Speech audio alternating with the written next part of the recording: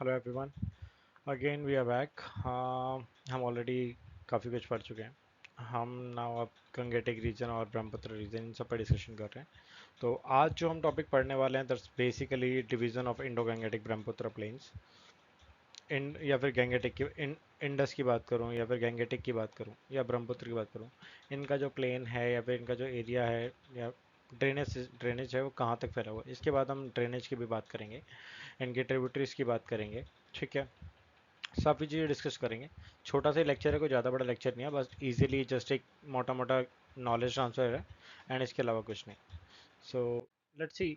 अगर मैं first of all अगर मैं बात करूं रीजनल डिवीज़न की, जो कि इंडो गंगेटिक या फिर ब्रह्मपुत्र प्लेन्स की बात करूं, तो यहाँ पर आपको ना कुछ चीज़ें समझने की बहुत ज़रूरत है।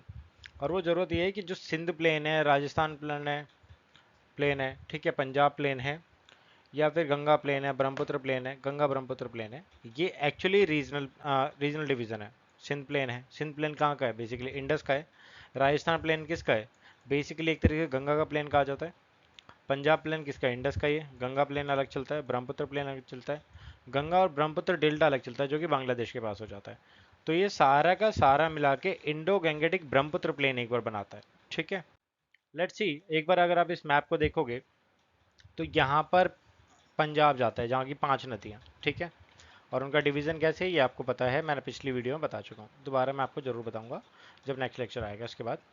तो यहाँ पर ये वाला जो रीजन है, या फिर मैं पंजाब रीजन की बात, सिंध रीजन की, ये यहाँ पर आपका सिंध है।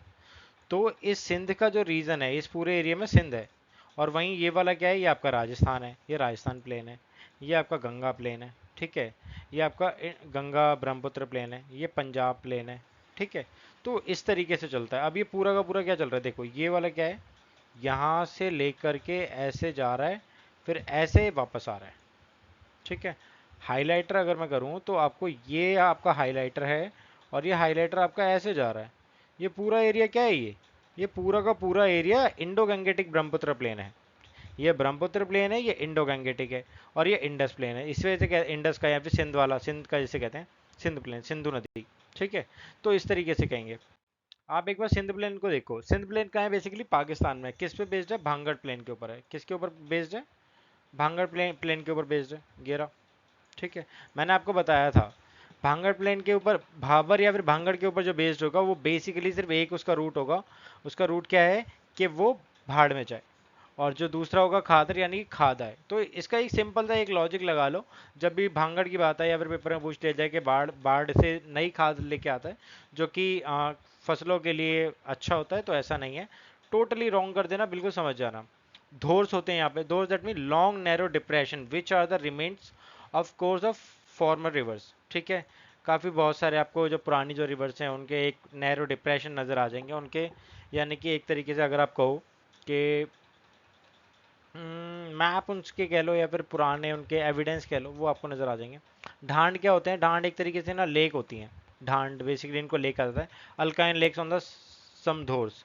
ठीक है, अब क्या होगा देखो, मैं एक बार आपको ना एक चीज़ समझने की कोशिश करना।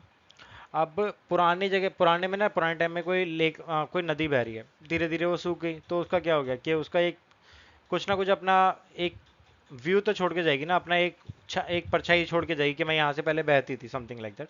ओके, तो वहां से अगर वो बह रही है धीरे धीरे, क्या हो गया, वो सूख गई है। उसके अलावा दूसरी जो भांगड़ प्लेन है, सिंध प्लेन है, अगर वहां के आसपास ही जा रही है, लेकिन बहने के बाद भी अगर वो सूख चुकी है, लेकिन उस एरिया पे थोड़ा बहुत कहीं ना कहीं तो पानी जमा होना चालू हो जाएगा।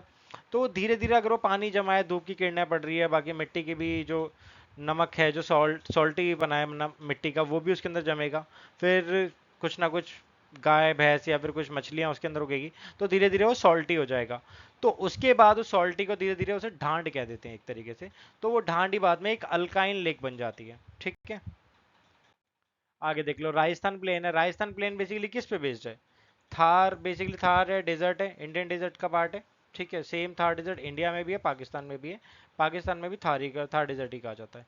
दिस प्लेन इज अंडरलेटिंग प्लेन, यानी कि वेव लेक है, वेव लाइक है, यानी कि इस तरीके से चल रहा है। ठीक है, पूरा का पूरा ऐसे चलता है। एलिवेशन अबाउट 325 मीटर का है अबाउट सी लेवल से। The desert region is called Marusthal, जिसे थार मरुस्थल कहा जाता है। ग्रेटर पार्ट कहाँ है? मारवाड़ रीजन में। मारवाड़ रीजन देखो कहाँ पड़ता है। मारवाड़ रीजन आपका पड़ जाता है पाली से उस तरफ का। इस तरफ का जो एरिया है उसे बेसिकली हम मारवाड़ रीजन बहुत कम काउंट करते हैं। उसके बाद आपका जोधपुर पड़ गया, जैसलमेर पड़ गया, बीकानेर पड़ गया, हनुमानगढ़ पड़ गया, ऊपर नीचे भी कुछ डिस्ट्रिक्ट पड़ जाते हैं, तो उसको बेसिकली मारवाड़ रीजन का पार्ट कर दिया जाता है। तो उसके बाद पूरा का पूरा मरुस्थल हो जाता है। It has a few outcrops in genesis. सिस पे यहाँ पर आपको पाई जाएगी, ग्रेनाइट्स पाई जाएगी, तो जियोलॉजिकल फैक्टर्स यहाँ पर सब कुछ आपको मिल ही जाएगा ऐसा कुछ। इन जनरल अगर बात करूँ तो जो ईस्टर्न पार्ट है जो मरुस्थल का, ये रॉकी है, while the western part cover shifting sand dunes. यहाँ पर देखो ऑब्वियसली बात है, मैं इसको इस तरीके से मैं राजस्थान बना देता हूँ, ठीक है। ये वाला इस तरफ क्या है, इस तरफ तो आपको जयपुर मिल जाएगा, भरतपुर मिल जाएगा, ठीक है, करौली डिस्ट्रिक्ट मिल जाएंगे, ये सारे के सारे आपको यहाँ मिल जाएंगे, दौसा, सवाई माधोपुर, ये वहाँ मिल जाएंगे। यहाँ पर आपको क्या मिलेगा, जैसलमेर मिलेगा, जोधपुर मिलेगा, बीकानेर मिल जाएगा, ठीक है, और हनुमानगढ़ मिल जाएगा, बाकी पाली डिस्ट्रिक्ट पड़ जाएगा। तो यहाँ आपको, यहाँ पर बेसिकली एक तरीके से यहाँ सीकर पड़ जाता है, तो सीकर थोड़ा पार्ट तो इसमें काउंट हो जाता है, थोड़ा नहीं होता। तो इस तरीके से चलता रहता है। तो इस तरीके से जो आपका ईस्टर्न पार्ट है वहाँ पर तो बेसिकली आपको अच्छे खासे रॉकीज मिल जाएंगे, लेकिन यहाँ पर क्या मिलेगा, यहाँ आपको सैंड ड्यूज मिलेंगे डायरेक्टली, जो कि ऐसे वेव बनाती हैं, सैंड ड्यून्स जिसे कहते हैं। The eastern part of the Thar desert up to Aravalli range. Aravalli range कहाँ से कहाँ तक है, बेसिकली अरावली रेंज दिल्ली गुजरात से आती है और सीधा कहाँ तक, दिल्ली तक पहुँचती है। इसे Aravalli semi arid plain known, basically Rajasthan का बागर क्षेत्र, ठीक है। It drained by a number of short seasonal streams originate from the Aravali, support agriculture and something। यहाँ पर कुछ रिवर्स हैं जो आपको मिल जाएगी। अगर मैं इसका एक अच्छा एग्जांपल दूँ तो आपको यहाँ पर चंबल रिवर मिल जाएगी जो यहाँ से बहती है। लूनी भी एक अच्छी खासी रिवर है जो कि एक तरीके से गायब हो जाती है रन ऑफ कच्छ में, ठीक है। ये ट्रैक नॉर्थ उसके बाद थाली या फिर सैंडी प्लेन्स में ही जाके गायब हो जाती है। ओके, तो आगे देख लो। वहीं सलाइन लेक्स की बात करें तो ऑब्वियसली बात है, सांबर है, या फिर यहाँ पर डिडवाना है, देगाना है, कुचामन लेक है। ये सारी की सारी लेक क्या है basically. Sambhar lake the largest the Sambhar lake in near Jaipur, ठीक है। नमक के मामले में बहुत तगड़ी मशहूर है। अगर मैं इसे एक सीधी सी बात में कहें कि अगर इस पूरे एरिया को अगर बचे बहुत अच्छे तरीके से अगर देखा जाए, सब कुछ हो, अगर नमक भारत में बिकना ही बंद हो जाए ना, तो भी भारत के पास इतना नमक है कि फ्री में ही बांटो तब भी बढ़ता रहेगा हमेशा। इतना नमक है भारत के पास। वो तो ठीक है, टाटा का नाम लगा दिया, इसका नाम लगा दिया, उसके बाद आप उसे परचेज कर रहे हो कि नहीं, इससे घोंघा नहीं होगा, ये नहीं होगा, तो ठीक है, ये सारी चीज़ें। हाँ, लेकिन आपको कई बारी कहते हैं कि आपको अच्छा नमक खाना चाहिए। इसका एक एग्जांपल अगर मैं आपको देना चाहूँ तो तिब्बत के जो लोग हैं, तिब्बत के जो लोगों को क्या होता था कि तिब्बत के लोग वहाँ का जो नमक खाते थे, उनके पास जो नमक आता था वो थोड़ा सा ना सही नहीं होता था, ठीक है। तो नमक में क्या पाया जाता है यार, रिमेम्बर याद नहीं आ रहा, ठीक है। तो उस नमक की वजह से उनके गले में ना घोंघा हो जाता है, उसे घोंघा रेप कहते हैं बेसिकली, और दूसरा भी कुछ नाम है उसका। तो वो उसके होने की वजह से उनका गला बहुत ज़्यादा मोटा हो जाता था। जब उन्होंने फिर ये टाटा सॉल्ट खाना, या फिर टाटा जैसे सॉल्ट हैं या फिर जो अच्छे नमक हैं उनको खाना चालू किया, उनको साफ़ सुथरा करके, या फिर मार्केट में जो बड़े वाले जो नमक आते हैं उसको खाना चालू किया, तो उससे उनकी चीज़ें ठीक हो गई, उनका गला ठीक होना चालू हो गया, चीज़ें ठीक हुई। तो नमक का जरूरी एक अच्छा रोल होता है, बट ठीक है, हमारे पास जो नमक है वो बहुत अच्छी क्वालिटी का है, तो आप उसे डायरेक्टली भी खा सकते हो, इतना कोई दिक्कत वाली बात नहीं है। लेकिन नमक इतना भी, हर चीज़ हद से ज़्यादा खाना नुकसानदायक होती है, तो इग्नोर करो यार, इतना ज़्यादा नहीं। इस वजह से नमक को थोड़ा कम ही खाओ। ओके, चलो। आ, चलो यहाँ देख लो, पंजाब प्लेन की बात करूँ, अगर मैं पंजाब प्लेन की बात करता हूँ, this plain is form by 5 important rivers, जिसे इंडस कहते हैं, जिसे जिसे पंचरत्न भी कहा जाता है बेसिकली पंजाब का। यहाँ पर क्या है basically, the plain is primarily made up दो आपस, यहाँ पर दो आपस मिलते हैं। दो आपस का मतलब क्या होता है, एक रिवर यहाँ से आ रही है, एक रिवर यहाँ से आ रही है, तो इसे दोआब कहा जाता है। दोआब क्यों कहा जाता है, मैंने आपको मैप में दिखाया था पिछली बारी कि यहाँ पर झेलम चेनाब से मिल रही है, चेनाब के बाद वो जाके रावी से मिल रही है, उसके बाद वो जाके सतलुज से मिल रही है, और सतलुज सिंधु से मिल रही है। तो इस तरीके से दोआब का एरिया कहा जाता है। अब Punjab literally means the land of 5 waters, referring to the Jhelum, Chenab, Ravi, Sutlej and Beas. इस तरीके से चलता है। टोटली जो प्लेन का जो एरिया है 1.75 लाख स्क्वायर किलोमीटर है। तो ये 5 की 5 रिवर है, इनकी भी ट्रिब्यूटरीज हैं छोटी मोटी, वो भी आपको याद रखनी, ऑलरेडी पूछी जा चुकी हैं। द एवरेज एलिवेशन कितना है इसका, 250 मीटर है सी लेवल से। इसका basically eastern boundary of Punjab Haryana marked by the Delhi Aravalli ridge, ठीक है।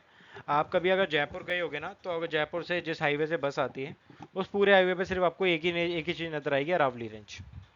अरावली रेंज आप जयपुर से बैठोगे, अगर आप दिल्ली तक आते रहोगे, कब वो अरावली रेंज आपकी ख़त्म ही नहीं होगी।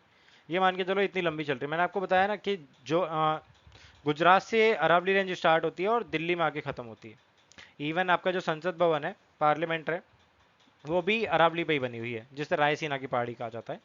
तो northern part of this plain Shivalik has been intensively eroded by numerous streams called chos. Chos क्या होता है बेटी? बेसिकली छोटी नदियों का नाम होता है, ठीक है। This has let enormous gullying arid landforms. तो क्या हुआ, जो नॉर्दर्न जो पार्ट है वो शिवालिक का पार्ट है, तो यहाँ पर बहुत यानी कि काफ़ी बहुत छोटी छोटी नदियाँ यहाँ पर बहती हैं, ठीक है। The south of the Sutlej river this is Malwa plain. Malwa plain का है, पंजाब के अंदर है, ठीक है। मालवा प्लेन सिर्फ पंजाब वाला एरिया काउंट नहीं होता, उसके अंदर काफ़ी बड़ा एरिया काउंट होता है। तो मैपिंग के टाइम पे मैं आपको अच्छे से दिखा दूंगा, जस्ट अभी मोटा मोटा ध्यान रख लो। The area between the Ghaggar, Ghaggar river और the and the Yamuna river lies Haryana often terms of Haryana tract, ठीक है। आपने दिल्ली में देखी होगी, दिल्ली में ना एक रिवर, एक यमुना नदी है। यमुना नदी के अलावा एक नहर और बहती है दिल्ली में, जो कि अगर मैं आपको बताऊं, ये पानीपत के रास्ते से, फिरोजपुर के रास्ते से, हथनीकुंड बैराज के वहाँ से सीधी होती हुई आती है, जो कि दिल्ली में सबसे पहले बवाना वाले एरिया से होते होते फिर वो रोहिणी आएगी, फिर उसके बाद सीधा वो इंद्रलोक में जाके एक नाले में मिल जाती है। तो वो भी बेसिकली एक तरीके से यमुना ही काउंट करते हैं, वो एक यमुना का ही पार्ट है, ठीक है। तो the it act was basically Yamuna and the Satluj, ये सारी की सारी इनका पार्ट होते हैं। The only river between the Yamuna and the Satluj is the Ghaggar which is considered to be present day river success, यानी कि सरस्वती रिवर या फिर जो भी थी वो यहाँ से बहती है पंजाब प्लेन से। मोटा मोटा अंदाजा मान लो यार, बस और कुछ नहीं। This is the largest unit of the great plain of India stretching from Delhi to Kolkata.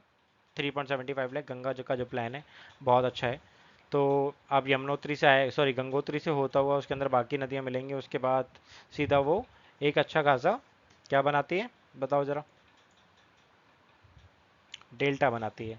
Yamuna यहाँ से गंगा नदी जाएगी, वहाँ से ब्रह्मपुत्र आएगी, उसके बाद एक बहुत बड़ा डेल्टा बनता है, जो कि वर्ल्ड का लार्जेस्ट डेल्टा कहलाता है बे ऑफ बंगाल में। Ganga along with this largest number of tributaries originate from the Himalaya, बहुत लार्ज क्वांटिटी ऑफ एलुवियम, जो कि खादर होती है बेसिकली, माउंटेन डिपॉजिट्स, जो कि कई बारी फ्लड का कारण बन जाता है या तबाही का कारण बन जाता है, like this year 2023। The peninsular river such as Chambal, Betwa, Ken, Son etcetera join the Ganga river, जो कि उसकी स्ट्रीम को ज्वाइन करती हैं। The general slope of the entire plain is the east to south. किससे होता है? ईस्ट टू साउथ, यानी कि गंगा यहाँ से यूँ बहती है, ठीक है, फिर यूँ जाती है। तो इस तरीके से यहाँ से क्या है, ये तो इस तरीके से चलेगी, ईस्ट टू साउथ की तरफ जाती जाती है, ठीक है। The rivers flow sluggishly the lower section of Ganga the result which are marked by the local prominence. यहाँ पर लीव्स बनते हैं, ब्लफ्स, ऑक्सबो लेक्स बनती हैं, मार्शेस बनते हैं, रिवाइंस बन जाते हैं। तो ये यहाँ पर सारा का सारा पूरा इस तरीके से जब आपको ऑब्वियसली बात है, जब रिवर चल रही है तो कहीं ना कहीं अपना एक छाप तो छोड़ती हुई जाएगी ना।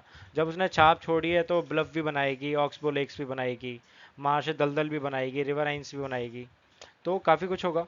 Almost all the rivers keep on shifting the courses making the area prone frequent floods. वहीं कोशी रिवर है, जिसको बेसिकली सौरव बिहार कहा जाता है। Kosi is the only reason, अभी तो खैर इससे बाढ़ कम हो चुकी है क्योंकि गवर्नमेंट ने काफ़ी काम किया है इसके ऊपर। इसके अलावा भी एक रिवर जो कि बाढ़ का कारण मानी जाती है, उस वो बिहार का नहीं है लेकिन दूसरे स्टेट का है। और मैं आपको अगर बता दूं तो वो 3 स्टेटों में है। आपको उस रिवर का नाम बताना है, दैट्स बेसिकली छत्तीसगढ़, झारखंड या उड़ीसा। यहाँ पर बाढ़ आती है इनकी वजह से, इस रिवर की वजह से। बेसिकली कौन से स्टेट में है और रिवर का नाम क्या है ये आपको बताना है, ओके। तो सौरभ बिहार या फिर कोसी रिवर को कहा जाता है, जो कि बहुत ज़्यादा नोटेरियस है। इसकी वजह से कंटिन्यूसली बाढ़ आती रहती है एवरी ईयर, लेकिन अभी इसका जो बाढ़ का लेवल है, जो पानी है, वो बेसिकली कम हो गया है। सो दैट्स ऑल, ठीक है। कभी कभार बिहार गवर्नमेंट काम करने की कोशिश करती है, अनफॉर्चुनेटली जब करती है तो बेड़ा गर्की करती है। तो लाइक अभी की अगर मैं बात करूँ, अभी रिसेंटली एक जो ब्रिज गिरा है, तो बेड़ा गर्की कह सकते हैं उसे, डेवलपमेंट के नाम पे तो बेवकूफ़ी बना सकते हैं। तो बिहार को ना एक अच्छे मुख्यमंत्री की ज़रूरत है, एक अच्छे शासन की ज़रूरत है, एक अच्छी गवर्नेंस की ज़रूरत है, अच्छे ब्यूरोक्रेट की ज़रूरत है उनको, एक अच्छे ऑफिसर्स की ज़रूरत है। इवन अगर मैं एक, ये कोई इंसल्ट वाली बात नहीं है, बट अगर मैं सीरियसली बोलूँ कि अगर आप बिहार में अगर कभी आपने विजिट किया है, फिर आप बिहार से हैं, तो वहाँ के जो कांस्टेबल भी है ना, उनको भी खार खाई हुई है। They just feel like that we are something. उनको एक वर्दी मिली है, वो उसकी रिस्पेक्ट से ज़्यादा वो दूसरों को परेशान करने में ज़्यादा इंजॉय करते हैं। हाँ, मैं 100% तो पुलिस वालों की बात नहीं कर सकता बिहार के, बाकी कुछ परसेंट ऐसे भी हैं जो कि बहुत अच्छे हैं, जिनको नौकरी करनी है या फिर उनको लोगों की हेल्प भी करनी है, तो that's all amazing. But Bihar के जो गवर्नेंस है ना, सिस्टम, वो बहुत ही ज़्यादा ख़राब है। दैट्स द मेन रीज़न कि बिहार इतना पीछे है। पटना आपको डेवलप मिलेगा, रीज़न बेइंग क्योंकि वो सेंटर है वहाँ का, तो उसको तो डेवलप करना ही पड़ेगा। बाकी आप कहीं भी चले जाओ बिहार के अंदर, मोस्ट ऑफली अगर आप कहीं जाओगे तो अगर मैं अफ्रीकन किसी कंट्री से अगर कंपैरिजन करूँ तो नॉट बैड। तो ज़रूरी है वहाँ को, जैसे कि मैंने आपको बताया, वहाँ पर एक अच्छे मुख्यमंत्री की ज़रूरत है, अच्छे मिनिस्टर की ज़रूरत है, अच्छे ब्यूरोक्रेट की ज़रूरत है, अच्छे गवर्नेंस की ज़रूरत है, अच्छे ऑफिसर्स की ज़रूरत है जो कि उसको डेवलप कर सकते हैं। वहाँ पर इन्वेस्टमेंट तभी आ सकती है जब वहाँ की पॉलिसीज़, वहाँ के मिनिस्टर्स, वहाँ की चीज़ें, गवर्नेंस ठीक हो। एल्सवे तो वहाँ तो बेड़ा गर्क तो है ही, तो फिर कुछ भी कर लो, डजेंट मैटर। चलो regional divisions of Ganga plains पढ़ लेते हैं। रोहिलखंड प्लेन है, अवध प्लेन्स है, मिथिला प्लेन है, मगध प्लेन है। अब ये गंगा के प्लेन्स है बेसिकली। रोहिलखंड का है ऊपर है, अवध नीचे है, मिथिला का है बिहार की तरफ है, मगध का है वो भी बिहार की तरफ है। तो इस तरीके से चलते हैं, यानी कि एक तरीके से अगर मैं यूँ कर दूँ इसे, तो यहाँ आपका रोहिलखंड बन जाता है, ये अवध रीजन पड़ जाता है, ये आपका मिथिला पड़ जाता है, मिथिला बेसिकली बिहार का रीजन। और बिहार से आगे ही अगर आप वेस्ट बंगाल की तरफ भी जाएंगे, बिहार और वेस्ट बंगाल को काउंट करते हैं, तो ये मगध रीजन पड़ जाता है। ओके, तो इस तरीके से आप इसे काउंट करोगे। तो ये चार हैं, देख लो एक बारी। गंगा ब्रह्मपुत्र का जो डेल्टा है, लार्जेस्ट डेल्टा है ऑफ द वर्ल्ड का। ठीक है, Ganga river divides itself into several channels, delta basically. Slope of the land area 2 centimetre per kilometre पे है। The third of the area is below 30 metre above from the sea level, जो कि vulnerable है सी level के changes में। यानी कि अगर आप उस एरिया पे जाते हो तो पता नहीं मटके में वापस आओ या फिर ना भी आ पाओ, तो डिपेंड ऑन यू। सोच समझ के जाना कभी डेल्टा वाले एरिया में। इवन जो वहाँ का जो डेल्टा है या फिर उस पूरे एरिया का फेमस है, तो कभी वहाँ जाओगे तो वहाँ के लिए, वहाँ के लोगों के लिए लाइफ बहुत डिफिकल्ट है। डिफिकल्ट इन द सेंस कि अगर वो रात को सो रहे हैं, अगर उनको रात को वहाँ से उस डेल्टा वाले एरिया में से अगर वहाँ से उनको रात को शेर उठा के भी ले जाता है, it not a big deal for them. They just always active basically भी हम कह सकते हैं। यानी कि उनको, वो सोते भी हैं तो कुछ जागते हैं, यानी कि वो जब सो रहे हैं तब भी वो जाग रहे हैं। उनके लिए ये वाली एक बात बहुत सही है, मैं इसे कहावत तो नहीं कह सकता, but that's all good. The seaward face of the delta is studied with a large number of estuaries, mud flat mangroves यहाँ पर पाए जाते हैं। आपको पता है वर्ल्ड का सबसे बड़ा मैंग्रोव भी यहीं पर है, तो मैंग्रोव वाला रीजन है। सैंड बैंक्स यहाँ पाए जाएंगे। मैंग्रोव बेसिकली आपको बहुत, यानी कि उस एक कंट्री के लिए मैंग्रोव बहुत ज़्यादा जरूरी हो जाते हैं। अगर हर किसी कंट्री में मैंग्रोव हो तो दैट दैट मीन्स अमेजिंग है, लेकिन हर कोई कंट्री सी से नहीं जुड़ी हो सकती है। मैंग्रोव आपको काफ़ी चीज़ देते हैं, आपको जड़ी बूटियाँ देते हैं, आपको सिक्योरिटी प्रोवाइड करते हैं बाढ़ से, आपको काफ़ी अदर बेनिफिट्स भी होते हैं, लेकिन इनकी वजह से काफ़ी बीमारियाँ भी फैलती हैं। तो हर चीज़ का अपना एक नुकसान है, अपना एक फ़ायदा है, उसे देखते हुए आगे बढ़ना चाहिए। वहीं large part of the coastal delta is covered tidal forest. Tidal forest basically जब यानी कि एक तरीके से वेव आती है, तरंग आती है समुद्र की, तो उसे टाइडल फॉरेस्ट कहते हैं। जो फॉरेस्ट उसको रोक लेता है उसे टाइडल फॉरेस्ट कहते हैं। They are called the Sundarbans. Sundarban का डेल्टा बेसिकली सुंदरबन का मैग्रोव जिसे हम कहते हैं, ये रामसर में भी है। ओके, चलो आगे देख लो, पढ़ेंगे रामसर भी। ब्रह्मपुत्र प्लेन है, this is also the basically Assam valley या फिर असम प्लेन में इसे काउंट किया जा सका है।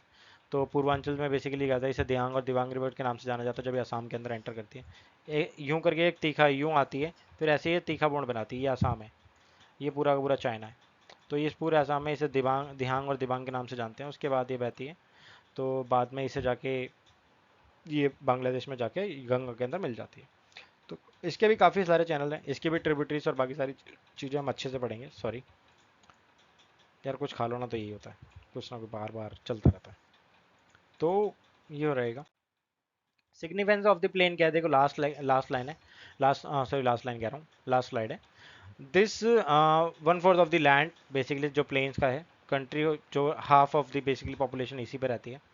This one of the fourth land of country house half of the Indian population, जो कि बेसिकली अच्छा खासा उनको एक एरिया देती है रहने के लिए, कमाने के लिए, खाने के लिए, कृषि के लिए, यानी कि फार्मिंग के लिए। फर्टाइल एलुवियल सॉइल है, फ्लैट सरफेस है, स्लो मूविंग पेरेनियल रिवर्स है, फेवरेबल है, climate facility, intense agriculture activity यहाँ पर आपको मिलती है। The extensive use of irrigation आपको यहाँ मिल जाता है पंजाब में। ठीक है, प्रेयरीज, जो कि बेसिकली प्रेयरीज क्या होता है आपको पता है? प्रेयरीज किस एरिया को कहा जाता है? ग्रीनरी। प्रेयरीज से एक एरिया, प्रेयरीज और पैम्पास ये दो हैं, बताना जरूर। अमेरिका से रिलेटेड है, किसका नाम प्रेयरीज है, किसका घास के मैदान होते हैं बेसिकली। पंपास किसे कहते हैं और प्रेरीज किसे कहते हैं, बताना जरा। अब क्या है, the extensive use of irrigation has made Punjab, Haryana, western part of the Uttar Pradesh granary of India. Prairies are called granaries, जिसे घास कहते हैं, ग्रेनरीज ऑफ द वर्ल्ड। ठीक है, तो ये आपको बेसिकली ये इतने इतना बड़े होते हैं कि मान के चलो 10 10 फुट के, 15 15 फुट के इतने बड़े हो जाते हैं इजीली। तो ये बेसिकली आपको नॉर्थ अमेरिका में पाए जाते हैं। छोड़ो, आप पढ़ ही लो, धीरे धीरे आपको जब बताते जाऊंगा तो आप समझ ही जाओगे, बस धीरे धीरे याद हो जाएगा। The entire plain except the Thar desert has a close network of roads and railway which has led to large scale industrialisation urbanisation. तो ऑब्वियसली बात है, जो थार का जो डेजर्ट है उसको छोड़ के अगर देखो तो मोस्ट ऑफ दी जो एरिया है उसको इंटरलाइजेशन में बदला जा रहा है, अर्बनाइजेशन में बदला जा रहा है। थार को कोशिश है कि इसे भी हुआ जाए, इसके लिए एक प्लानिंग लेके आए थे। वो प्लानिंग मैं आपको बताऊंगा। उस प्लान के बेसिकली हमने उसे अफ्रीका के अडॉप्ट किया है, अभी तो नहीं बता रहा। बट यस, जो पॉलिसी हमने अडॉप्ट की है या फिर उस थार डिजर्ट को रोकने के लिए हम एक वॉल बनाने की कोशिश कर रहे हैं। तो उस वॉल की वजह से अगर हम थार डिजर्ट को रोक पाएँ, क्योंकि पिछले एक दो डिकेट की अगर मैं बात करूं तो हमारा जो हमारा डिजर्ट है वो एरिया बढ़ चुका है पहले से थोड़ा। तो उसकी वजह से दिक्कत है, अगर वो पूरा बढ़ता गया तो एक दिन पूरा राजस्थान ऐसे ही हो जाएगा, पूरा डिजर्ट में कन्वर्ट हो जाएगा और फिर दिक्कत होगी। कल्चरल टूरिज्म की बात करें, there are many religious places along with the banks of the tributary rivers की बेसिकली जो ट्रिब्यूटरीज हैं, गंगा यमुना की जो भी हैं, ठीक है, जो कि हिंदूज के लिए बहुत ज़्यादा मैटर करती हैं और बाकी इवन बुद्धिस्ट के लिए भी, जैन्स के लिए भी बहुत ज़्यादा मैटर करती हैं। तो ये ज़रूरी है। तो आज के लेक्चर में बस इतना ही, मिलते हैं दोबारा नेक्स्ट लेक्चर में एक नए चीज़ के साथ, एक नए लेक्चर के साथ, एक नई, अगर मैं वैसे कहूँ क्या कह सकते हैं यार, तो ठीक है, एक नए लेक्चर के साथ ही मिलते हैं। एक नई चीज़ जानेंगे नए लेक्चर में। और सही रहिए, पढ़ते रहिए, अच्छे से ध्यान दीजिए। Every Saturday Sunday I am just trying कि आपके लिए एक टेस्ट सीरीज़ और लेके आऊँ ताकि आप उसको समझो। उस टेस्ट सीरीज़ के थ्रू आपको क्वेश्चंस का आंसर देना आपको पता चल जाए, आपको एलिमिनेशन मेथड पता चले, आपको कॉन्फिडेंट लेवल आपका बिल्डअप हो जाए। तो विल सी कैसे कर सकते हैं और कैसे मैनेज करेंगे। सो आज के लिए बस इतना ही। Thank you so much, bye bye.